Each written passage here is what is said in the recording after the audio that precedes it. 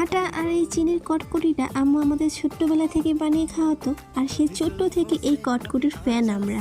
আসসালামু আলাইকুম। আরে সেই শৈশব থেকে নানা ধরনের কটকটি খেয়ে আসছি, আর বড় হয়েও কি সেই কটকটি ভুলে থাকতে পারি? বড় হয়ে গেছে ঠিকই, তবে সেই ছোট্টবেলার মতো আজও কটকটি খেতে ভালোবাসি। তাই আম্মুকে বললাম, আম্মু সেই আটা আর চিনির কটকটিটা বানাও না, খুব খেতে ইচ্ছে করছে। আমার খেতে ইচ্ছে করছে, সেজন্য আম্মু চলে গেল কটকটি বানাতে। দেখতেই পাচ্ছ কড়াইতে প্রথমে অনেকগুলো তেল দিয়েছে, এরপরে চিনিগুলো গলে গিয়েছে, তারপরে দিয়ে দিল আটাটা কিছুক্ষণ নাড়াচাড়া করে নেবে লালচা লালচা হওয়া আগ পর্যন্ত।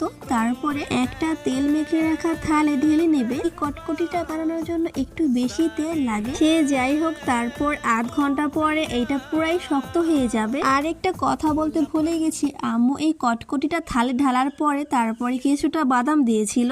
বিশ্বাস করো বন্ধুরা, এই কটকটিটা খেতে যে কতটা মজা লাগে কি আর বলবো। আমি জানি না কার কাছে কেমন লাগবে, তবে আমার কাছে ভীষণ মজা লাগে। তো যাই হোক, এই ছিল আমার কটকটির রেসিপি। আজকের মতো এই পর্যন্তই। তোমরা ভালো থেকো, আল্লাহ হাফিজ।